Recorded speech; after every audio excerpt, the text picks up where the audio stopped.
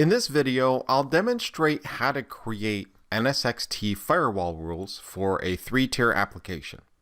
And we'll be using the free labs that are available at hol.vmware.com. So let's start by going to the security area here and examining the distributed firewall rules that have already been created by default. And specifically, I want to focus on this particular firewall policy here for a 3-tier app, but I also want to take a look at this final section. Notice the default layer of the firewall is basically allowing all traffic. From any source to any destination, that traffic is allowed. So basically, the only way that traffic is going to be stopped by this firewall is if it is explicitly blocked at some point. So I just want to point that out. That default statement at the end there is very important. But what I do want to focus on in this example is the firewall rules for a 3-tier application. And I'm just going to start by opening a new tab here in the lab environment. And under 3-tier app, I'm going to click on Web 01. That's one of my web server virtual machines. And basically, there's an application and a database server on the back end. So if this web page is responsive, that means that my application is working successfully. My 3-tier application is properly functioning right now because of the fact that I can get this website to come up. So let's make a quick change here to the firewall. I'm going to go to this default rule at the end, and rather than just allowing everything that does not match a prior statement in the firewall, I'm going to change this rule to drop. So as soon as I publish this rule, here will be the outcome. Unless the traffic is permitted by some statement within this firewall, it will be implicitly dropped. The final statement, the default statement, is to drop all traffic that has not matched one of these prior firewall rules. And so now I've published that rule. I'm going to go back to my customer database here, and I'm going to try to refresh this, and let's see if it works now. And it's not working. So it's pretty safe to assume that the 3-tier apps, that these rules are not working as designed. The traffic must have been matching this final firewall rule, this default layer, and that must be what was allowing it through. So something's not right here. One of the rules in my 3-tier app must be misconfigured, and so we're going to try to address that now. So let's take a closer look at the rules that are contained within this part of our firewall configuration. And the first rule we see here is a rule for HTTP and HTTPS traffic, basically saying traffic from any source is allowed to hit these destinations, the 3-tier web servers. And I have Web 01A, Web 02A, and Web 04A. So that statement should be allowing all of the traffic coming in from anywhere to hit those web servers if we're on HTTP or HTTPS. The second rule is governing traffic from the web servers, that's my source, to the application servers. And we can see here what is open, TCP port 8443.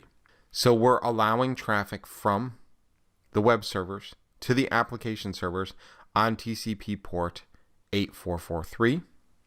And I can see what these rules are applied to here. They're applied to the app servers, and they're applied to the web servers. And then the third rule is a rule for traffic that is coming from the application servers, the app servers, and the destination is the database servers. And we are allowing TCP port 3051 through, and this rule is applied to the app servers and the database servers. So that's my current firewall configuration. So it looks like I actually have the appropriate set of rules configured here. Why are they not working? Well, with any of these firewall rules, we've got this little slider here that determines whether or not we should enable or disable the rule. So let's open up this rule allowing us to access the web servers in this environment, and let's try to reload this website and see if we can now hit our 3-tier app. So it's still not working. At this point, we can safely assume our request is probably hitting one of those web servers. But because the web server can't access the application server, maybe that's what's breaking it. Let's go ahead and enable that rule as well. And also, let's publish these changes. So it doesn't do anything to simply enable the rules. I have to actually publish those changes before those changes take effect. So now I've enabled 2 of the 3 rules. It looks like it's still not working though. Let's go ahead and enable the rule that is allowing the app servers to talk to the DB servers and publish this. And then we'll go ahead and see if our web server starts responding now. And look at that, it's back up.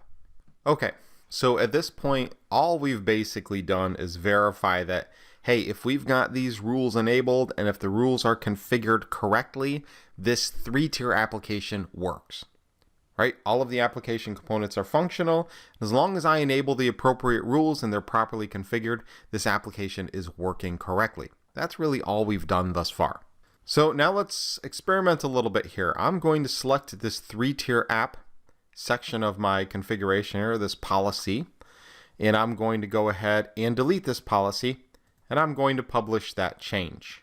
And then I'm going to go over to the inventory screen here, and I'm going to look at my groups, and I'm going to wipe out my app servers group, my DB servers group, and my web servers group. I'm going to delete those groups. So what I'm basically just doing is wiping out some of the pre-built configuration here that's automatically created as part of the lab environment.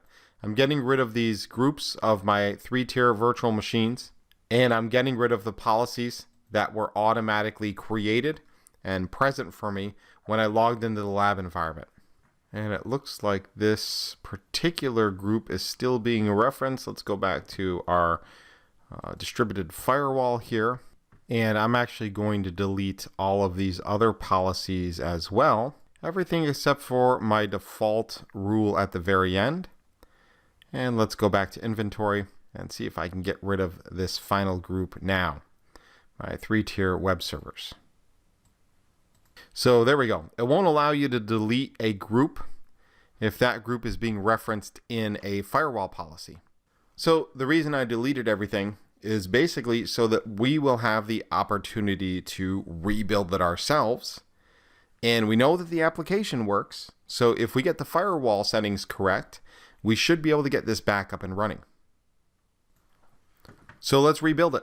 I'm going to add a group. I'm going to call my group Rick Demo Web Servers. And now I want to add some members to this group. I could create some dynamic inclusion criteria. Like, for example, if the virtual machine name includes web, that would be a great way to set up this group.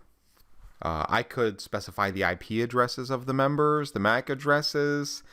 I could set up Active Directory security groups here, but what I'm going to do is I'm just going to go over here to members, and I'm going to select the specific virtual machines that I want to include in this web servers group. And I'm going to pick Web 1, Web 2, Web 3, and Web 4. And I'm going to go ahead and apply that. So now I've established the web servers all as part of this group. And so yeah, I'll go ahead and save this group, and now I'm going to follow a similar set of steps for my app and DB servers. So I'll call my next group Rick Demo App Servers. I'll click on Set Members, and I'm going to pick my individual application servers here under Virtual Machines. There's App01A. I'll apply that and save that one. And then I'll add a third group.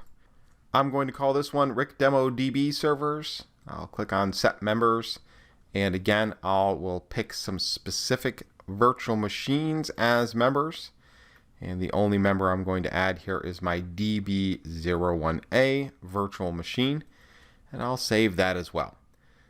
Okay, so now I've rebuilt my three groups. I've got a group of all of my web server virtual machines, my DB servers, and my app servers. So now it's time for me to configure my firewall rules. And basically the rules that I'm going to set up is I'm going to allow any source to send HTTP and HTTPS traffic to my web servers. And I'm going to allow the web servers to send some traffic to the app servers on a specific set of ports. And the app servers will be allowed to send the DB servers traffic on a specific set of ports. The web servers cannot directly communicate with the DB servers. And so we're basically forcing traffic to trickle through our three-tier application, and we're not opening any firewall holes that we shouldn't be opening. So let's go back to security. And under security, I'm going to go to my distributed firewall, and I am going to add a new policy. So I'll click on add policy here, and I'm just going to call it RIC 3-tier. This is going to be the name of my policy, and I'll expand it here.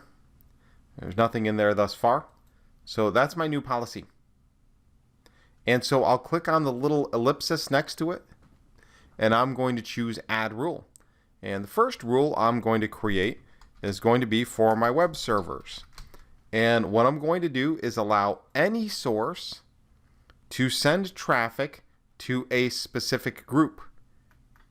The group that I created was called RIC Demo Web Servers. And I included my 4 web server virtual machines in that group, so I'll apply that. That is the destination. As far as services go, I'm going to want to enable HTTP and HTTPS. There we go, HTTP and HTTPS. I'll apply that. And I'm going to make sure that this rule is set to allow. I can focus this rule on specific groups as well. So under applied to, I'm going to choose some groups, and I'm going to choose my RIC Demo Web Servers group. And so I'll go ahead and apply that there, and I'll make sure my rule is enabled. And I'm going to go ahead and publish that change. So now I have a rule allowing traffic to those web servers. Let's add another rule. So now that I've opened up traffic to my web server VMs, let's try to do a quick refresh on this website, see if I'm getting any response. And so far we're getting nothing. And the reason that we're still getting nothing is because we have not allowed any traffic to our application servers. And just to kind of reiterate the effect of this default rule one more time, if I were to change this to allow and publish, then guess what's going to happen? Everything is going to suddenly start working. But that's not what I'm looking for here, right? I only want to allow specific traffic through, right? So this is essentially what we call a whitelist approach. By default, everything is going to get dropped except for the traffic that we specifically whitelist. So let's add a second rule here. I'm going to click on add rule, and I'm going to start to allow some traffic into my application servers. And what I specifically want to allow is traffic from my web server virtual machines. So people are going to connect to the web servers. The web servers are going to communicate with the app servers. So the web servers will be the source. The destination will be my group of app servers. So I'll choose those as the destination. And then I'll choose the services. And I believe it was port 8443 that we needed to open up between the web servers and the app servers. So I'm going to go ahead and look for that, 8443. And there it is, TCP port 8443. So I am going to choose that port and allow that. And so now, for app servers, we're allowing traffic from the web servers to the app servers on port 8443. I'm just going to apply this to the entire distributed firewall. But again, I could target these two groups here and point the configurations right at those. So now I've got a rule for my app servers that allows my web servers to communicate with my app servers.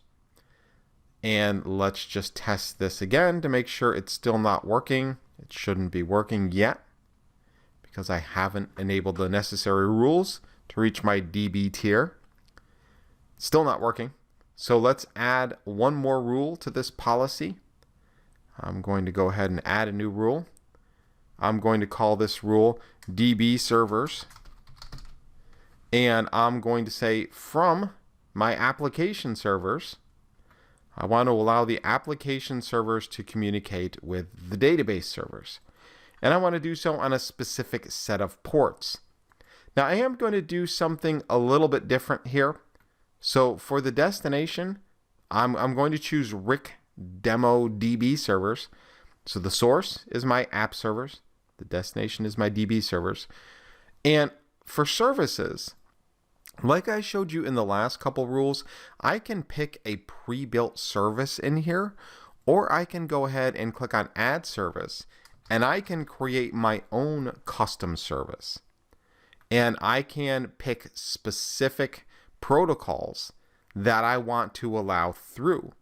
So I can define my own custom services specifically for maybe some of my own applications that don't fit neatly into the predefined services that are already built here. So I just wanted to show you that we do have that ability to create those own custom services as well. But I'm not going to actually create a custom service here. So for my DB server, the source is my app servers. The destination is my database servers. And I am allowing that traffic through. And I'm going to click on Publish here. And now that I've created those three rules, here's what I got last time I tried to load up this 3-tier app. Let's try it again now. And look at that. It's back up and running. Okay, so now that we've got this working, let's go break some stuff. Let's go back to our distributed firewall. And you'll notice that on the app servers rule for applied to, I chose the entire distributed firewall. Let's modify that. Let's apply that configuration to some specific groups. Namely, let's apply that configuration to the group of virtual machines, RIC demo app servers. And so I'm going to go ahead and click on Apply here and publish this change. Now, I anticipate this is going to break my 3-tier application. And the reason that I believe it's going to break it is because the source of my traffic is the web servers. So as traffic leaves those web server virtual machines, the distributed firewall is analyzing that traffic as it leaves the network interface.